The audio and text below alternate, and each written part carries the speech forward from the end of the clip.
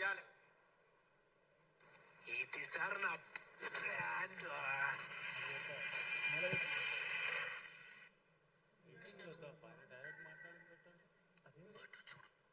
మా నరసింహులన్న చెప్పాడు మేము ఉంటామా నీకెందుకు నువ్వు నడుపు అని.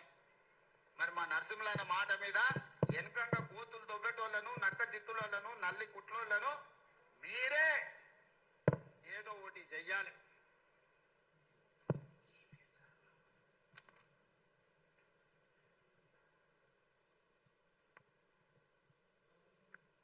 ఇప్పుడు సరే ముఖ్యమంత్రి గారు వారు మొన్న అంబేద్కర్ జయంతి సందర్భంగా వారు మాట్లాడినటువంటి మాటలను మనం విన్నాం. వారు ఒక మాట ఏమంటున్నారు, మా నరసింహులన్న చెప్పిండు కాబట్టి వారి మాట మీదనే నేను నడుస్తా ఉన్నా. ఈ నక్క జిత్తులు ఇంకోటి ఎవడు నల్లికుట్లోళ్ళు నక్క జిత్తుల సంగతి ఏందో మీరు చూడాలనే మాట ముఖ్యమంత్రి గారు చెప్పిండు. చాలా సంతోషం. నేను ముఖ్యమంత్రి గారిని అడుగుతున్నా, నిజమే మీరు ఇవాళ ఇచ్చిన జనాభా లెక్కల ప్రకారంగా కూడా మాదిగలే అధికంగా ఉన్నట్టుగా పత్రికలలో మాదిగలే మెజారిటీ, ఇట్లా పట్టుకో, మాదిగలే మెజారిటీ. మరి మాదిగలే మెజారిటీ కానీ మరి మాదిగోళ్లకు లోకసభలో స్థానం లేదు, రాజ్యసభలో స్థానం లేదు, అసెంబ్లీలో స్థానం లేదు, అదేవిధంగా కౌన్సిల్లో స్థానం లేదు, కార్పొరేషన్లలో స్థానం లేదు. మరి మెజారిటీ ఉన్న మాదిగలను గవర్నమెంట్ లెక్కల ప్రకారంగా, సరే ఆ లెక్కలు తప్పనుకో, మేము 70 లక్షల మంది ఉన్నాము, మరి అధికంగా మాదిగలు ఉన్నారు అనేది గవర్నమెంట్ దృష్టిలో ఉన్నప్పటికీ, పార్టీల దృష్టిలో ఉన్నప్పటికీ మమ్మల్ని ఎందుకు దొక్కుతురా?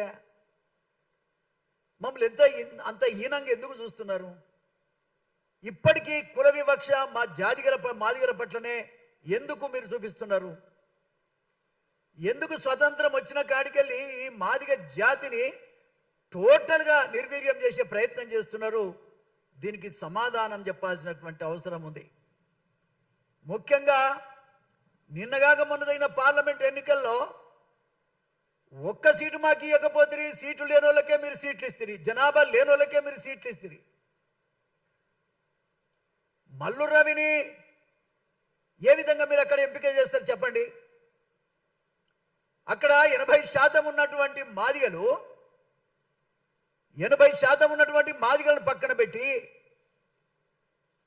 ఏ 10% లేనటువంటి మాల కులస్తులకి మీరు టికెట్ ఎట్లా ఇస్తారని నేను అడుగుతున్నా. ఇది న్యాయమా? ఇది న్యాయమా అని నేను అడుగుతా ఉన్నా. రిజర్వేషన్ అంబేద్కర్ ఎందుకు పెట్టిండు? దళితులందరి కోసం రిజర్వేషన్ పెట్టిండు. ఈ రిజర్వేషన్ ఏ ఒక్క కులానికో అంటగట్టి అధిక జనాభా ఉన్నటువంటి మాదిగలను తొక్కేసిరు కదా, అవమాన పరిస్థితి కదా. మీ లెక్కేమిటి అన్నట్టుగా మమ్మల్ని చూసిరు కదా. ఇది ఎంతవరకు న్యాయమని నేను అడుగుతా ఉన్నా. మళ్ళీ ఒకసారి చెప్తున్నా, మాకు లోకసభలో ఒక సీట్ లేదు, మాదిగోళ్ళకి రావద్దు, మీద అంటరానోళ్ళు అన్నట్టుగా ఉంది తప్ప మాకు ఈ వ్యవస్థలో గౌరవం ఉందా? ముఖ్యమంత్రి గారు ఒకసారి మీరు ఆలోచన చేయండి. ఏ రకమైనటువంటి న్యాయాన్ని పరిపాలకులు మీ పాత్ర పోషిస్తారు చెప్పండి. ఇవాళ బాధ్యత, ఇంకో పెద్ద బాధ్యత వచ్చింది. జనాభా ఎక్కువ ఉందని నువ్వే అంటావు, కానీ ఒక్క సీటు ఇవ్వవు. ఇది ఎంతవరకు సమస్యమని నేను అడుగుతున్నా. మేము చెప్పిన మాట నిజమే, నీ ఎమ్మడి ఉంటామని. మాకేమి ఇవ్వకున్నా అడుగడుగున నా కులాన్ని తొక్కేస్తున్నా, మీరు లోకసభలో సీటు ఇవ్వకున్నా, రాజ్యసభలో సీటు ఇవ్వకున్నా, మీరు కులం తక్కువలు ఈ సీట్లలో చట్టసభలలో రావద్దన్నట్టుగా ఈ రకమైన వివక్ష చూపిస్తూ పరిపాలన కొనసాగించడం ఎంతవరకు సమంజసమని నేను అడుగుతున్నా. చాలా బాధతో నేను అడుగుతా ఉన్నా. రేవంత్ రెడ్డి గారు, ముఖ్యమంత్రి గారు, మీరు సామాజిక న్యాయాన్ని చూడాలి కదా. ఈ బాధ్యత ఎవడు? ఈ రకమైన పంపిణీ జరగడానికి ఎవడో వారి పేరు చెప్పు, పోని మీరు చేయకపోతే ఆ వ్యక్తి పేరేమిటో చెప్పండి మీరు. ఇదంతా బాధాకరమని కూడా ఈ సందర్భంగా నేను తెలియజేస్తా ఉన్నా. మా కులం మాదిగ కులం. ఈ మాదిగ కులం అధిక జనాభా 70 లక్షల మంది ఉన్నట్టుగా ఇవాళ రికార్డులలో ఉంది. మీరు ఇచ్చినటువంటి సంఖ్య ఇది ఎప్పటిదో మరి 2011 సెన్సస్ ప్రకారమా ఇంకోటో, కానీ మేమున్నది ఈ రాష్ట్రంలో 70 లక్షల మంది మేము ఉన్నాం. మాకెవరి మీద కోపం? రవి మీద మాకు కోపం లేదు, మా కులమయ్య. మరి మేమెప్పుడు పైకి రావాలి అనేది నా బాధ. అక్కడ పోతే మరి వెంకటస్వామి కుటుంబం, వాళ్ళ సంతానం ఆ కుటుంబంలో ఎంతమంది ఉంటే అంతమందికి పదవులు ఇస్తారా, టికెట్ ఇస్తారా? వివేక్ పదవి మంత్రి, వాళ్ళన్న ఎమ్మెల్యే, కొడుకు పార్లమెంటు. ఎడదచ్చి సావాలి మేము. ఏ రకమైన న్యాయం ఇది? ఆయన ఇంట్లో 3, బట్టి గారి ఇంట్లోనేమో 2. అసలు గవర్నమెంట్లో వీళ్ళ దగ్గర ఉన్నాయి. గవర్నమెంటే వాళ్ళు నడుపుతున్నారు, నువ్వు కాదు నడిపేది. అసలు వాళ్ళకున్న బలం ఏమిటో చెప్పు చూద్దాం. వాళ్ళకున్న బలం ఏమిటి? వాళ్ళ సంఖ్య ప్రకారంగా వాళ్ళకి ఇస్తే మేము వద్దనే పాపాత్ములం కాదు. కానీ మా కులాన్ని అన్యాయం జరిగిన, ఒక్క సీట్ ఇవ్వకపోయినా ఒక్క మాల కులస్తుడు అయ్యో అన్యాయం జరిగిందని అనలేకపోతున్నారే. ఇదెక్కడి ధర్మం? ఇదెక్కడి ధర్మం అని నేను అడుగుతున్నా. అందరం బతకాలి కదా. ఓ కాలంలో 6 పార్లమెంట్ ఉంటే 6 పార్లమెంట్ వాళ్ళకి తీసుకున్నారు ఆ కాలంలో వెంకటస్వామి నాయకత్వంలో. ఇది ఎంత బాధాకరం మీరే చెప్పండి. మాదిగలు అధికం, మాదిగలే మెజారిటీ.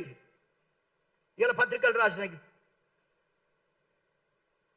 మరి ఏం లాభం అండి? ఓట్లు ఇస్తేనే కదా, ఓట్ల సంఖ్యను బట్టే కదా గెలిచేది. ఈ సంఖ్యను పెంచేది, ఓట్లు వేసేది ఎవరు? మాదిగోలు కాదా? ఈ గవర్నమెంట్ నిన్నగాకముంటే రావడానికి కారణం మాదిగలు కాదా? ఇదే మోత్కుపల్లి నరసింహులు ఖచ్చితంగా ఈ రేవంత్ రెడ్డి ముఖ్యమంత్రి కావాలి, మాదిగలంతా దళితులంతా ఓట్లేయాలని నినాదం ఇచ్చింది ఈ మోత్కుపల్లి నరసింహులు కాదా? లెక్క లేనితనంగా నా జాతిని దూరం చేయటం ఎంతవరకు సమంజసమని సందర్భంగా నేను అడుగుతా ఉన్నా. ముఖ్యమంత్రి గారు, మేము అలసిపోయినామండి. మీరు పెట్టే అవమానం, ఈ వ్యవస్థలో మాకు జరిగే అవమానాన్ని, అన్యాయాన్ని చక్కదిద్దే స్థితిలో మీరు లేరు. కారణం ఏమిటో మీరే చెప్పాలి. దీనికి కారణం ఏమిటి? నీ వెనుక గొంతలు దవ్వుతున్నారు నల్లి కుట్లోలు ఎవరు చెప్పమంటావా?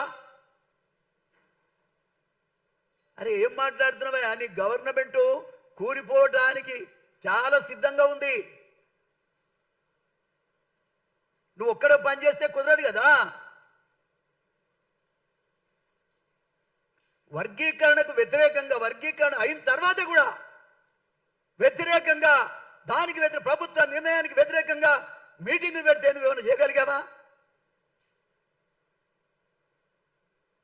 ప్రభుత్వ నిర్ణయానికి వ్యతిరేకంగా ప్రభుత్వంలో ఉండినోడు మీటింగ్ పెడితే మీరేమన్నా చేయగలిగారా అని నేను అడుగుతా ఉన్నా. మీరేం చేయలేకపోయారు కదా.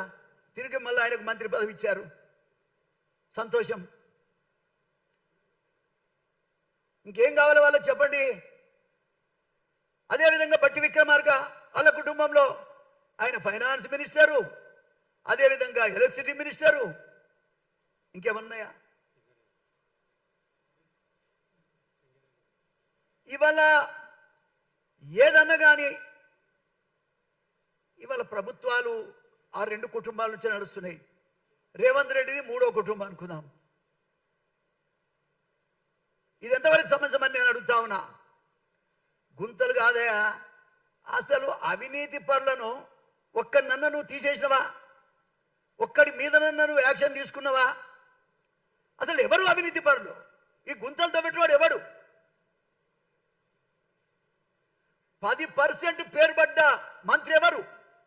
కరప్షన్లో 10% అని పేరు పడ్డ మంత్రి ఎవరు? అసలు ఈ పార్టీ ఎట్లా వస్తుంది? ఇంత అవినీతి, బహిరంగ అవినీతి రాష్ట్రంలో ఏ మూలకెర్రి ఎవరిని అడిగినా ఒక మంత్రి పేరు చెప్తే 10% అనే పేరుంది ఆయన. 10% అంటే ఆయన పేరు చెప్తారు జనం. మరి ఎందుకు నిర్ణయం తీసుకోలేకపోతున్నావు నువ్వు? ఒక వ్యక్తి ఎస్సీ అయితే బీసీ అయితే ఓసీ అయితే అవినీతి పరుడు ఎవరైనా తీసేయాల్సిందే. ఎందుకు తీసేయలేకపోతున్నావు? నీకు ముఖ్యమంత్రి పదవే ముఖ్యమా? నీ పదవి ఉండాలన్నా రేపు ప్రజలు నీ ఎంబడి ఉండాలి కదా. ప్రజలు నీ ఎంబడి ఉండాలంటే అవినీతి పరులకు అంతం పలకాలి కదా. ఈ గొయ్యి దొవుతున్నాడు ఎవడు? ఇంత అవినీతి పరుడు ఉన్న ప్రభుత్వం ఎటు నడుస్తుంది? ప్రజలలో ఏమున్నది నీ గురించి, ఈ గవర్నమెంట్ గురించి? నేనంటా ఉన్నా ఇవాళ. ఓ కాలంలో ఎన్టీ రామారావు గారు ఒక అవినీతి పరుడు ఆయన దృష్టికి వస్తే వెంటనే ఏసీబీకి ఇచ్చి బర్తరఫ్ చేసిండు. అరే ఓపెన్గా మాట్లాడుకుంటున్నారు. ఓపెన్గా 10% అంటే మంత్రి పేరు చెప్తారు. ఇది నీ దృష్టికి రావటం లేదా? నా వెనుక గుంతలు తవ్వుతున్నారు, నా వెనుక కుట్రలు జరుగుతున్నాయని చెప్పుకుంటున్నావు కదా. ఎస్, ఈ కుట్రలు గిట్టలు ఏం జరగవు. మాదిగ శక్తి మొత్తం నీ ఎంబడి పెట్టుకోరు. నిన్నెవడు పీకలేడు. మళ్ళా కూడా చెప్తున్నా నేను, ఇవాళ కూడా చెప్తున్నా నేను. మోత్కుపల్లి నరసింహ 70 లక్షల మంది మేము ఉన్నాం. ఈ 70 లక్షల మందికి న్యాయం చేయగలిగే పరిస్థితిలో మీరుంటే మీరు ఉండగలుగుతారు, లేకపోతే మీరు ఉండలేరు. అరే నీ వెనుక పెద్ద పెద్ద తోడేళ్ళు ఉన్నాయి, వాటిని పక్కకు ఫస్ట్. వాటిని పక్కకు జరిపితే తప్ప నీ గవర్నమెంట్ ఉండలేదు. నువ్వెంత మంచి పని చేసినా సరే.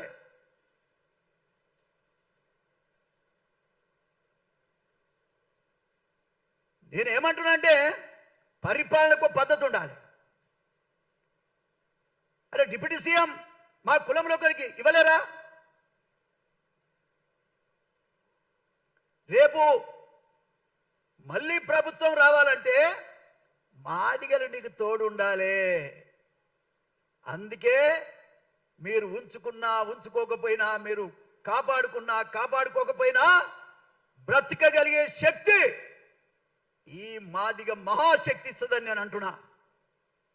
రాబోయే కాలంలో 19 సీట్లకు 19 సీట్లు గెలుస్తాం, పోటీ చేస్తాం. అవసరమైన కొన్ని జనరల్ సీట్లు కూడా తీసుకుంటాం. నా జాతి బ్రహ్మాండమైన మెజారిటీతో మేము ఉన్నాం. మా ఓట్లు మేము వేసుకుంటే మేము గెలుస్తామయ్యా. ఎవరో పుణ్యాత్ములు ఎవరో మాకు రానే వస్తారు పక్కబడి. బీసీలు కానీ ఎస్సీలు కానీ తప్పకుండా వాళ్ళ సహకారం కూడా మాకు ఉంటుంది. 19 సీట్లకు 19 సీట్లు మేము గెలుస్తాం, మేము పోటీ చేస్తాం. పార్లమెంటు 3 సీట్లకు 3 పోటీ చేస్తాం, మేము గెలుస్తామని నేను ఈ సందర్భంగా తెలియజేస్తా ఉన్నా. మీరు గుంతలతో పెట్టేవాళ్ళని ఓకే, గుంతలతో పెట్టేవాళ్ళు మేము కాపాడుతాం, రైట్, వాళ్ళ సంగతి ఏంటో మేము చూసుకుంటాం, నిన్ను కాపాడుతాం. మేము చెప్పినట్టు కనీసం మాదిగల మీటింగ్ పెట్టవయా తండ్రి. మాదిగల మీటింగ్ పెట్టి ఈ డిమాండ్స్ను సాల్వ్ చేయమని చెప్పాను. ఈ డిమాండ్స్లో కూడా మేమేమి తప్పుడు డిమాండ్స్ పెట్టుకోలే. ముఖ్యంగా డిమాండ్స్లో మెయిన్గా ఉన్నటువంటి ఏంటిది, జనాభా దామాష ప్రకారం పార్లమెంటు, అసెంబ్లీ, శాసన మండలి సభలలో మాదిగలకు తగిన సీట్లను కేటాయించాలి. మాదిగ స్త్రీలకు కూడా రాజకీయ చట్టసభలలో ప్రాధాన్యత కల్పించాలి. వర్గీకరణ సాధన కొరకు అమరులైన కుటుంబాలకు ప్రభుత్వం ఒక్కొక్క కుటుంబానికి ₹1 కోటి, అదేవిధంగా ఆర్థిక సాయం, కుటుంబంలో ఒకరికి ఉద్యోగం ఇవ్వాలి. అదేవిధంగా మాదిగ ఎంఆర్పిఎస్లో పనిచేసినటువంటి మరి ఎంతో మంది మీద కేసులు ఉన్నాయి. ఆ కేసులన్నీ కూడా రద్దు చేయాలి. ఈ కేసులలో మన మందకృష్ణ మాదిగ కూడా ఉన్నాడు. ఇప్పటి తిరుగుతూనే ఉండే ఆయన కోర్టులో, సికింద్రాబాద్ కోర్టుకి. అదేవిధంగా మరి ఆ కేసులన్నీ కొట్టేయాలి. హైదరాబాద్లో మాదిగ భవన్ను 10 ఎకరాల్లో నిర్మించాలి. అరే రెడ్లు తీసుకుంటారు, కమ్మలు తీసుకుంటారు, వెలమలు తీసుకుంటారు స్థలాలు. మాకు ఇయరానే? మాకు ఇయరా? మీ భూములు ఉన్న వాళ్ళే మీరు తీసుకోగా ఏమి లేని వాళ్ళు మాకు ఇయరా? మా జాతికి ఇయరా? మా జాతి ఓ భవనం కట్టుకొని మా కులం యొక్క సంస్కృతిని మేము కాపాడుకోవడానికి ఓ అవకాశం ఇవ్వరా మాకు? మేమేమే పాపం చేసినాం? మిమ్మల్ని అధికారం తేవడమే మేము చేసిన పాపమా అని నేను అడుగుతున్నా. అదే రకంగా మాదిగ ఉద్యోగస్తులకు ఉద్యోగ భద్రత. అరే నేను ఎప్పుడు చూసినా ఏసీబీ వాళ్ళు మాదిగ కులానికి సంబంధించిన ఆఫీసర్లను సతాయిస్తున్నారు. ఏసీబీ వాళ్ళు మొత్తం కూడా మాదిగ ఉద్యోగస్తుంటే కేసులు పెట్టి రకరకాల అరెస్ట్ చేస్తున్నారు. ఇది న్యాయం కాదు. అదేవిధంగా మాదిగ నిరుద్యోగ యువతకు ఉద్యోగం కల్పించాలని కూడా చెప్తున్నాం. అన్ని కోర్టుల్లో ఉన్నటువంటి ఏజీపీ, జీపీ, పీపీ నియామకాల్లో రిజర్వేషన్లు పెట్టాలని కోరుతా ఉన్నాము. ఇందులో ఏవి ప్రభుత్వం చేయలేనియో చెప్పండి. పోనీ ఇలా చేయలేని ఏంటియో చెప్పండి. ముఖ్యమంత్రి గారు, మేమేమో మాట తప్పటం కాదు, మాకు అదనంగా మాకేం అవసరాలు లేవు. కానీ ఇవాళ నేను చెప్పేది ఏంటంటే, ఇవాళ మీరు ఆలోచనకు రండి. మేము ఖచ్చితంగా, నేను ఇప్పుడు చెప్తున్నా కదా, అన్ని జిల్లాలు, అన్ని వాడలు, అన్ని మండలాలు అంతటా కూడా ఈ మాదిగ మహాశక్తి పనిచేస్తున్నది అని కూడా ఈ సందర్భంగా నేను తెలియజేస్తా ఉన్నా. జెండావిష్కరణ కూడా చేసుకున్నాం. ఇదేం ఆగేది కాదు, ఎవరికి వ్యతిరేకం కూడా కాదు. మా హక్కులు మాత్రమే. మాదిగ కులానికి జరిగినటువంటి అన్యాయాల మీద పోరాటం చేస్తుంది, ఆ కులానికి న్యాయం చేసే దిశగా ప్రయాణం చేస్తుందని మాత్రమే ఈ సందర్భంగా నేను తెలియజేస్తా ఉన్నాను. కాబట్టి నీకు అవసరమైనటువంటి వాళ్ళని దూరం పెట్టి అవసరం లేని వాళ్ళని ఎమ్మడి పెట్టుకుంటే ఏం చేస్తారు వాళ్ళు? ఈ అవసరం కొరకు ఉండేటోళ్ళే వాళ్ళు లీడర్లు కాదు.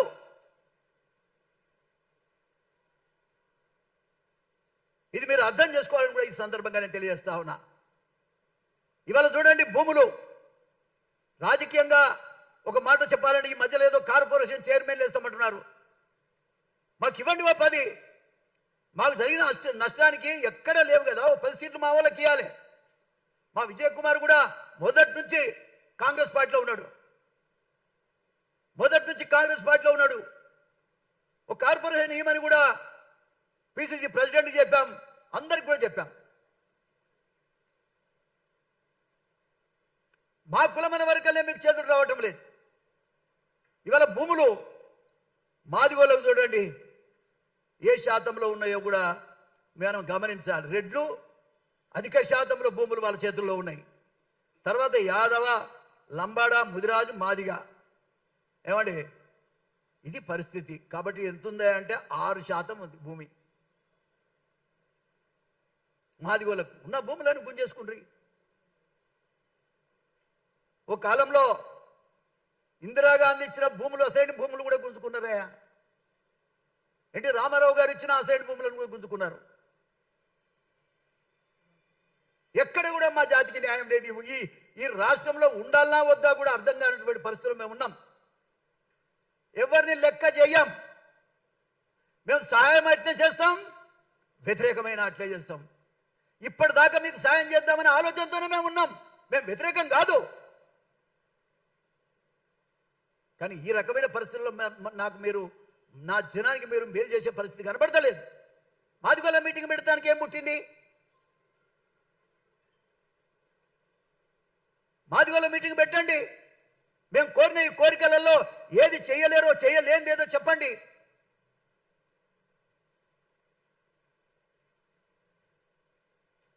కాబట్టి నేనున్నా, నిజమే నేనున్నానని చెప్తున్నా. ఇవాళ కూడా నేనుంటే నీకు దోకలేదు, నేను పీకట్టోడే లేడు. మళ్ళా చెప్తున్నా, నేను లేకపోతేనే నీకెవరు నిన్ను అడ్డుకోలేడు.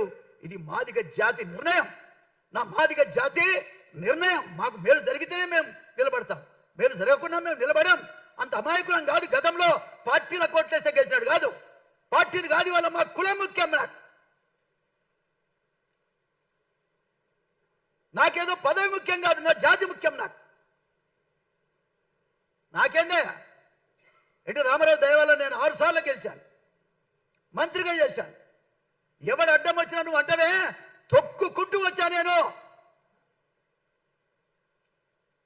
ఎవరిని బతిలాడు కాదు, 6 సార్లు గెలిచింది కూడా.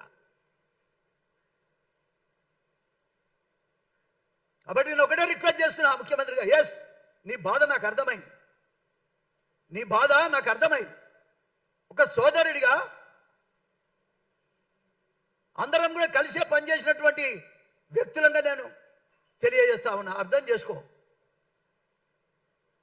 సమర్థులను బట్టి అసమర్థులను బట్టి పెట్టుకొని తిరుగుతావు, నాకు అర్థం కాదు. అవినీతి పనులను బట్టి పెట్టుకొని తిరుగుతావా? ఎంతకాలం నీ పార్టీ ఉంటుంది? అట్లా అనుకుంటే పార్టీని, కాంగ్రెస్ పార్టీ ఎట్లా ఉండగలుగుతుంది? నాకు ఆ బాధ ఉంది. నేను కాంగ్రెస్ పార్టీలో ఉన్నా కాబట్టి నాకు ఆ బాధ ఉంది. పార్టీని బతికించుకోవాలి.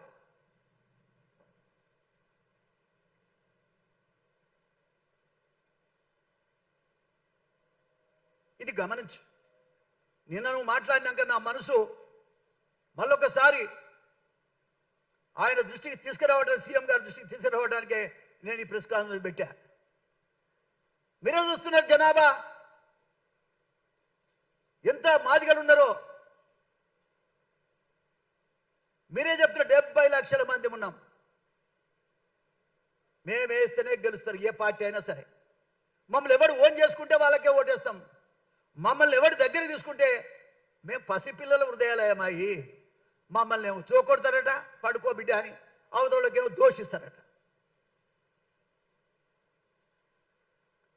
మాదిగలందరినీ జోకొడితే పండుకునే రోజులు కావు ఇవి.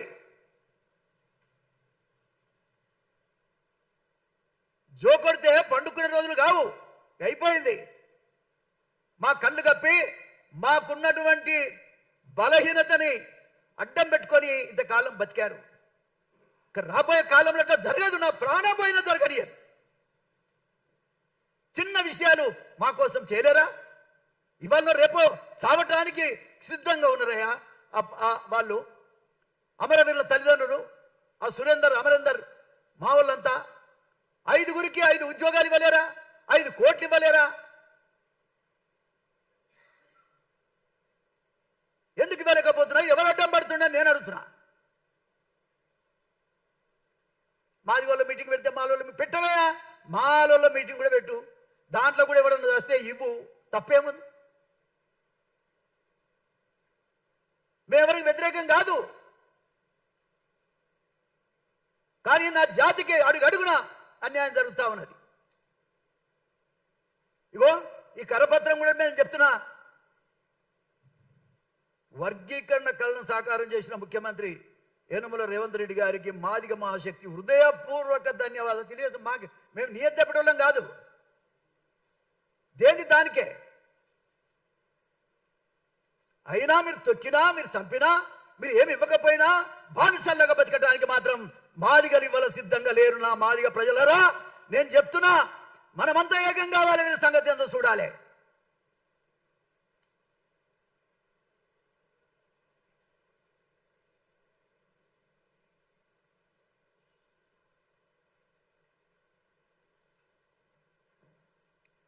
కాబట్టి మాదిగ మహాశక్తి ఈ యొక్క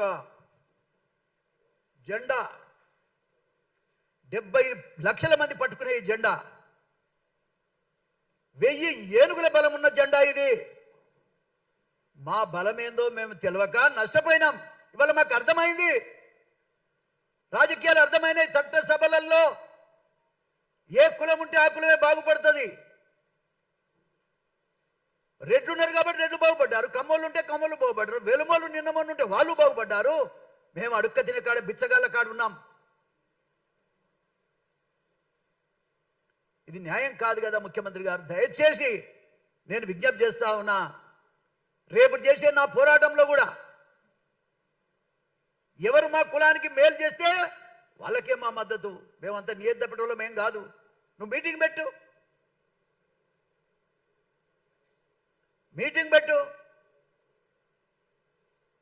మీటింగ్ పెట్టి సమస్యలన్నీ కూడా పరిష్కారం చేయాల్సినటువంటి అవసరం ఉంది. నీకు ప్రజాబలం కావాలనుకుంటే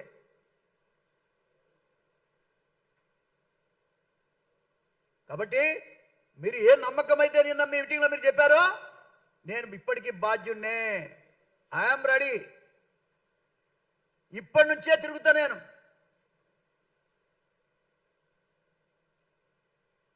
అరే నిన్ను స్ట్రెంథన్ చేద్దామని మేమనుకుంటే మమ్మల్ని పిచ్చగాలం చేసే ప్రయత్నం చేస్తున్నావు. ఇవి ఎవరు చెప్తున్నారు నీకు కుట్ర? దీని వెనకాల ఎవరున్నారు? ఎవరు నిన్ను ఏనిస్తలేరో మాకు చెప్పు.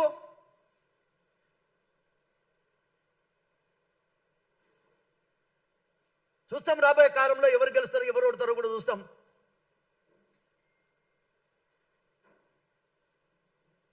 కాబట్టి ముఖ్యమంత్రి గారి మీద మాకు ఎలాంటి కోపం లేదు, అవసరం కూడా లేదు. కానీ మాకు జరుగుతున్న అన్యాయాల మీద పోరాటం నువ్వు చేయాలి, మేం కాదు. ముఖ్యమంత్రి చేయాలి పోరాటం. మా తరఫున పోరాటం చేయి. ఒక్క మాదిగనే కాదయ్యా, ఎస్టీలు మన బీసీలు అందరూ వస్తారు. ఒక మాదిగలకు చేసే అలవాటు కనుక నీకుంటే అన్ని వర్గాలకు మేలు జరిగే అవకాశం ఉంది. అరే నీ మనసు మారిందనుకున్నా నేను అందశ్రీ మీటింగ్లో. నువ్వు మారిన మనిషి అనుకున్నానయ్యా, కానీ మా మీటింగే పెడుతుంది భయపడుతున్నావు. నువ్వు మా మీటింగ్ పెడుతుంది భయపడుతున్నావు. ఎవడు అడ్డం పడుతుండని నేను అడుగుతున్నా.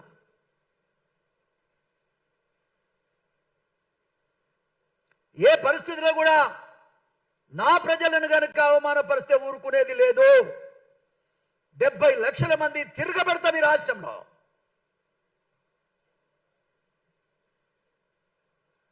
మాదిగ శక్తి అంటే ఏంటో చూపిస్తాం. మేమెవరి మీద అన్యాయంగా చేయాల్సిన అవసరం మాకు లేదు. మాకు జరిగే అన్యాయాల మీద పోరాటం చేయకుండా ఉన్నందుకే చూడండి 3 పార్లమెంట్ సీట్లు మాకు ఇవ్వకపోయినా మా వాళ్ళు నోరెత్తలే. అసెంబ్లీ సీట్లు మాకు లేకపోయినా మా జాతి నోరెత్తలే. ఎంత అమాయకులు చూడండి. కౌన్సిల్లో మాకు లేకపోయినా నోరెత్తలే. ఏమి లేకపోయినా నోరెత్తలేదయా, మూగజీవులం మేము. ఇప్పటికైనా అర్థం చేసుకోండి, మా బాధను అర్థం చేసుకోండి. మోత్కుపల్లి నరసింహులు 6 సార్లు గెలిచిండే. ఎవడు అడ్డం వచ్చినా గెలిచినా నేను. ఎవడన్నా ఆపగలిగాడా? రేవంత్ రెడ్డి తెలియదా నా సంగతి? నాకేమి ఇయకయా, నా జాతికి చెయ్యి. ఎవడు అడిగేటోళ్ళు లేడని నా జాతికి అన్యాయం జరుగుతూ ఉంది. కాబట్టి ఇక ముందు అడిగేటోడు మోత్కుపల్లి నరసింహులు. ఇది గమనించుకోవాలి. నేను దేనికి లొంగేటోని కాదు పద్ధతి లేకుండా. కానీ ఇవాళ ఈ మాదిగ మహాశక్తి పేరు మీద నా జాతి అంతా ఏకం కావాలని నా మాదిగలకు, నా తల్లులకు, నా తండ్రులకు, నా బిడ్డలకు, మా అన్నలందరికీ నేను విజ్ఞప్తి చేస్తున్నా. రండి బిడ్డ, ఇంకెంతకాలం మీరు ఎవరికి భయపడకండి. మీరు ఎవరికి భయపడకండి. ఏదన్నా విషయం వస్తే ఫస్ట్ చచ్చేది నేనే చేస్తాను. రండి మీరు. మనం ఎవరి సొమ్ము తినటోళ్ళం కాదు, మన సొమ్ము తింటున్నారు. పెద్దోళ్ళు అవుతున్నారు, మనల్ని పిచ్చగాలం చేస్తున్నారు. ఇది గమనించమని నా జాతికి విజ్ఞప్తి చేస్తున్నా, నా బిడ్డలకు విజ్ఞప్తి చేస్తున్నా, నా యువ నాయకులకు నేను విజ్ఞప్తి చేస్తున్నా. మనం నాయకులం కావాలి. 19 సీట్లు మనం గెలవాలి. ఇప్పుడు డిలిమిటేషన్లో 1 2 పెరుగుతూ ఉంటాయి.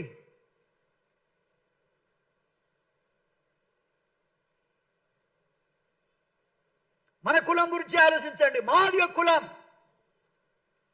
కులం అనే నినాదం మీదనే మనం ఫైట్ చేద్దాం.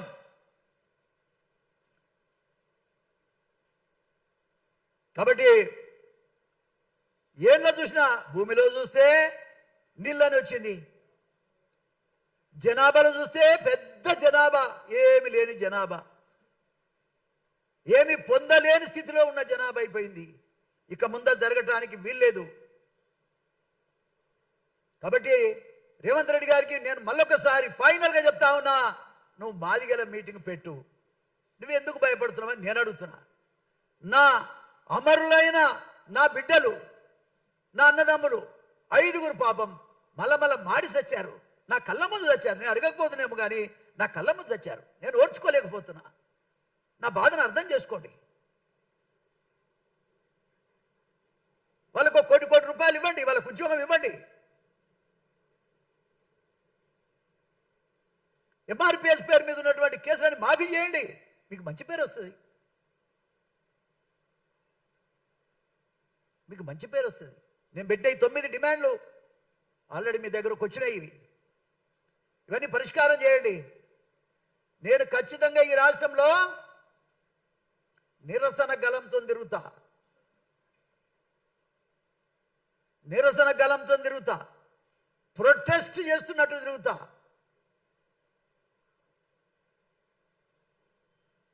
కాబట్టి దయచేసి మీరు అర్థం చేసుకోండి. మాకేమి చేసేది, మేమైతే ముఖ్యమంత్రి ఇప్పటికిప్పుడు హైడ్రోలం కాదు. కానీ నా జాతి అంత ఏకమైతే ఏమవుతుందో, బడుగు బలహీన వర్గాలంతా తప్పకుండా అండగా వస్తారనేదే నాకు ఉన్నటువంటి అభిప్రాయం. వాళ్ళకు కూడా నేను విజ్ఞప్తి చేస్తున్నా, నోరు మూసుకున్నంత కాలం మనకేమి రాదు. బలహీన వర్గాలకు కూడా నేను విజ్ఞప్తి చేస్తున్నా, బహుజనులకు కూడా నేను విజ్ఞప్తి చేస్తున్నా, తెరవండి, నోరు మాట్లాడండి, అన్యాయాల మీద గలమెత్తండి, పోరుబాటుకు సిద్ధంగండి. ప్రభుత్వంలో ముఖ్యమంత్రి గారు రేవంత్ రెడ్డి గారు ఉన్నా ఇవాళ చేయలేని పరిస్థితి ఆయనకున్నది. పాపం మనం ఏమందాం? జాలి పడుతున్నా నేను. లీడర్ అంటే ఎట్లుండాలి, ఒక ముఖ్యమంత్రి అంటే ఎట్లుండాలి? ప్రసంగాలు అయిపోయినవి, పాత ప్రసంగాలు ఎవరు వినతందుకు కూడా సిద్ధంగా లేరు. గ్రామ్ఫోన్ రికార్డ్ లాగా ఎవరు వినే పరిస్థితులు లేరు. చాలా లేటెస్ట్ టెక్నాలజీ వచ్చింది ఇప్పుడు. కాబట్టి పనిచేసి మెప్పించుకుంటే ప్రజల్ని ఏం పడి ఉంటారు. నేను 6 సార్లు గెలిచినండి దళితుడిగా, 6 సార్లు ఇండిపెండెంట్గా కూడా గెలిచాను. నన్ను గెలవద్దని, గెలవనుండకుండా చేయాలని ఎన్నో కుట్రలు చేశారు పెత్తందారులంతా, అయినా గెలిచాను నేను. ప్రజల ప్రేమ, ఆలేరు ప్రజల ప్రేమ, ఆలేరు నా దేవుళ్ళు, ప్రజలంతా కూడా అన్ని కులాలు. ఎవడు గెలుస్తాడండి? కాబట్టి మీ అందరి ప్రెస్ మీడియా అందరి దయ ఉండాలని నేను కోరుకుంటా ఉన్నా. ముఖ్యంగా మా విజయ్ కుమార్ కానీ, మా ప్రసాద్ గారు కానీ, ఇక్కడున్న అనిల్ కానీ, అదేవిధంగా మా పోచే గారు, ఎస్ఐ గారు, రిటైర్ అయినటువంటి ఎస్ఐ గారు, అదేవిధంగా నా నవీన్,